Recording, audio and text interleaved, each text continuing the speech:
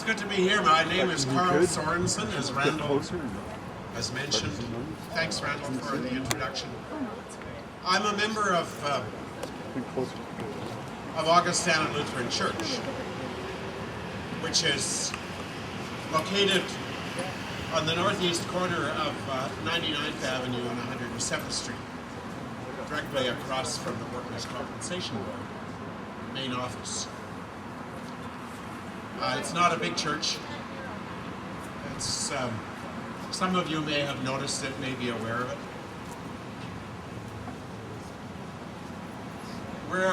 We're one church, one congregation, one Lutheran church out of a nationwide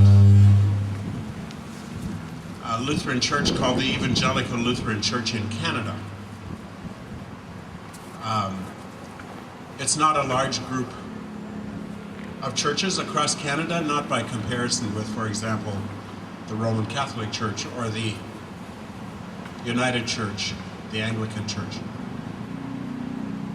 But we are a church which is concerned, we are a group of people within the Lutheran Church who are concerned with issues of justice and compassion and advocacy within our society. We have a long tradition of that. And we do that, we have a long tradition of that at our own local church, at Augustana Lutheran Church as well. We've been a downtown church for 80 years, I think, more. Some of you may know of an organization, a private not-for-profit social service organization in Edmonton called E4C, Edmonton City Centre Church Corporation. We are a part of that. We've been involved with the Bissell Centre, many other similar organizations with a concern for social issues downtown. For 8 years I was a member of what's called the National Church Council, the governing body of the larger church across Canada. One of the things that we did 5 years ago, was we agreed on what we called 5 organizing principles. Principles by which the church, the Lutheran Church in Canada, would operate as it carries out its mission. The mission is formally stated as in mission for others. In other words, we don't exist for ourselves. We exist for others within society. Those 5 organizing principles included, among other things, among those 5 organizing principles, the principle of compassionate justice. You may be interested to know what the others were. Effective partnerships, working together with people other than ourselves. Diverse faces, recognizing that our community and our nation is made up of many people, many kinds of people, a diversity of people. And these are the people who are part of us, with whom we work. And spirited discipleship, in other words, we should engage within our church in a spirited way in what we do, including compassionate justice. And then there was the 5th one, which was and something about our own organization called Focused Framework. But the compassionate justice and effective partnerships very much speak to how we, as Christians within the Lutheran Church, in mission for others, how we see our relationship with other people.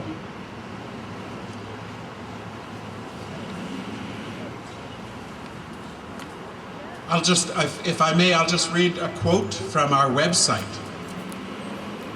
As part of the Church's visible witness in the world, the Evangelical Lutheran Church in Canada participates in the broader life of society. Not that society might be redeemed, but that the love of God might be present. One element of the church's mission is to study issues in contemporary society and respond publicly to social and moral issues as an advocate for justice and as an agent for reconciliation. And it mentions three elements to this work. Awareness. Awareness is learning about social injustice and hearing the stories of the oppressed. Accompaniment. Accompaniment is walking in solidarity with those who are hurting and suffering from unjust structures and situations. Advocacy. Advocacy is giving voice to the voiceless, of speaking to policymakers on behalf of those we know through awareness and accompaniment. So our Lutheran Church there on 107th Street and 99th Avenue, Augustana Lutheran Church, is part of that, a part of that kind of way of seeing our place in society and what our responsibility is within society. In February, I think it was, our pastor, Matt Lysing, was contacted by the manager of corporate security at the Workers' Compensation Board to say, for him to let us know, as was good of him, to let us know that the injured, or that there was going to be a group of people who would be holding a rally in front of the Workers' Compensation Board building on 107th Street for 3 days towards the end of, was it towards the end of March? I guess it was. And he felt that we should be aware of that because of our location and that we might be drawn into the rally and we might be affected in some way depending on the number of people who were there. But that in any event we should be aware of it when that day came, when those days came. So Matt, he first met with Matt, our pastor, who told me, and I said I would like to meet with him, the manager of corporate security, and find out more about it myself. So we met again, and he told us what he knew of what was being planned, and also he said that the Workers' Compensation Board had taken the decision that the rally could not take place on their property, and so then we talked a little bit more about how this might all work out. And I asked him then if he had the contact names and phone numbers of people with the group who were holding the rally, sponsoring the rally, which he did. Randall and Donna, and Bob, whose last name I forget, from Occupy Edmonton, and Randall and Donna, of course, from the Injured Workers Group. So I got in touch with them, and then we met and talked with them about what they were hoping to do and what they hoped to accomplish. And then they said they would like to, if it was possible, for them to stage part of the rally, part of the event on our property. I said to them, from my own perspective, I had no problem whatsoever with that was quite appropriate for that to take place. Matt Lysing, our pastor, was thoroughly in agreement, so the two of us said, sure. But we said, we need to talk with people within our congregation to find out how they feel about it. And so the church council, when I brought it to our church council, they were fully in support of this happening. And so then we talked further with Donna and Randall and said, here are some of the things that we're concerned about in terms of when this happens on our property. One is that people come and go across our property and maybe come to the church, and they need to be able to do that without any fear or any intimidation. We also have people who rent our parking stalls.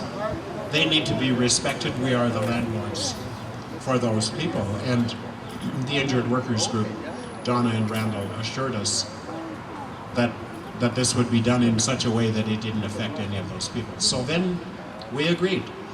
And we also said, they were going to have a podium with speakers, PA system, as we have here, I said, you know, if you need power, just bring along an extension cord and plug into one of our plugins, because then you can run your PA system. The following Sunday, I mentioned it at the coffee hour that we have following our worship service on a Sunday morning. And I said, this is what we have decided to do. And all I saw from the people sitting there having coffee was nods of approval. So everyone at our congregation was fully in support of this. We did it from the perspective, although we recognize that there are issues, and some people have different perspectives or opinions in terms of the Workers' Compensation Board and people who deal with the Workers' Compensation Board. But if we set that aside, the people who have, people like yourselves, workers who deal with the Workers' Compensation Board, an arm of the government of Alberta, are entitled to have a public place in which to raise and state their concerns, and to speak to their concerns, and to have people of support who support them to come out and show their support and speak on their behalf as well too. And this has to do with these three things that I mentioned: awareness, accompaniment, and advocacy. And we saw ourselves at Augustana as having become aware of the situation, and then of being able to accompany people who have concerns with the Workers' Compensation Board and to be advocates on their behalf and to learn more about these. So we quite willingly and cheerfully made our place available. The front of the church, podium set up, people there, tables, a big coffee maker there, speakers for 3 days, and it was great for us, and we felt really quite very much in solidarity with what the Injured Workers Group was speaking to and dealing with. And it happened, of course, again one more day during the election campaign, when Randall and Donna approached me again and said, could we do it once more? And I said, no problem. Completely no problem. Just come and set up and be there again.